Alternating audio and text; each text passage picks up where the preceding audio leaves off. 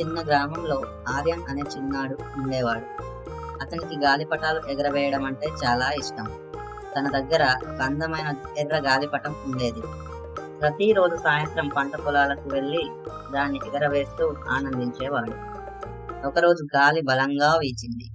ఆ గాలిపటం చాలా ఎత్తు ఎగిరింది. అయితే ఒక్కసారిగా తాడు తెగిపోయింది. ఆ గాలిపటం ఆకాశంలో ఎగిరిపోయింది. ఆర్యన్ చాలా బాధపడ్డాడు. పొలాల్లో, రోడ్డు పక్కన, ఇంటి గోడల వద్ద అన్ని చోట్ల వెతికాడు. కానీ తన ప్రియమైన గాలిపటం ఎక్కడా కనిపించలేదు. నిరాశతో నది ఒడ్డున కూర్చొని ఆకాశాన్ని చూస్తూ ఉన్నాడు. ఆ సమయంలో ఒక తాతయ్య అక్కడకు వచ్చి, "ఏమయ్యా, ఎందుకంతా బాధగా ఉన్నావు?" అని అడిగాడు.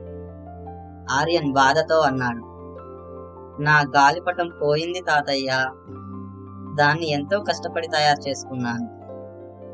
తాతయ్య చిరునవ్వుతో, "కొన్ని విషయాలు మనకు పోయినట్టే అనిపిస్తాయి, కానీ అవి మన జీవితంలో మరేదో కొత్తదాన్ని నేర్పిస్తాయి.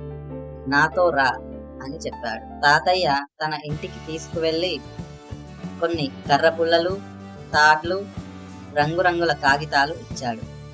"ఇంకో కొత్త గాలిపటం తయారు చేసుకో" అన్నాడు. ఆర్యన్ తొలుత సందేహించాడు.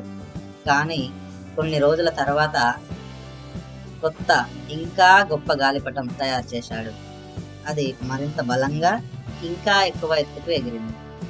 ఒకరోజు గ్రామంలో ఒక చిన్న పిల్లాడు చించుకుపోయిన ఎర్ర గాలిపటం పట్టుకొని కూర్చున్నాడు. అది ఆర్యన్ కోల్పోయిన గాలిపటం.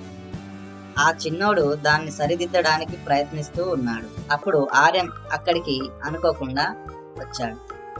ఆర్యన్ చిరునవ్వుతో అతనితో చెప్పాడు, "రా, నేను నీకు దాన్ని బాగు చేసి ఇస్తాను" అని. ఇద్దరు కలిసి దాన్ని సరిచేశారు. ఆ చిన్నోడు చాలా సంతోషంగా నవ్వాడు. అప్పుడే ఆర్యన్కి అర్థమైంది, కోల్పోవడం పెద్ద విషయం కాదు, వాటి వల్ల మనం నేర్చుకునేదే నిజమైన విలువ. ఆ రోజు నుంచి ఆర్యన్ కొత్త కొత్త గాలిపటాలు తయారు చేసి ఇతర పిల్లలకు బహుమతిగా ఇవ్వడం మొదలుపెట్టాడు. గ్రామమంతా పిల్లలు గాలిపటాలు ఎగురవేస్తూ సంతోషంగా గడిపేలా చేశాడు. కొన్నిసార్లు మనం ఏదైనా కోల్పోతే మనకి ఇంకా గొప్పదేదైనా వస్తుంది. ఆశను కోల్పోకండి.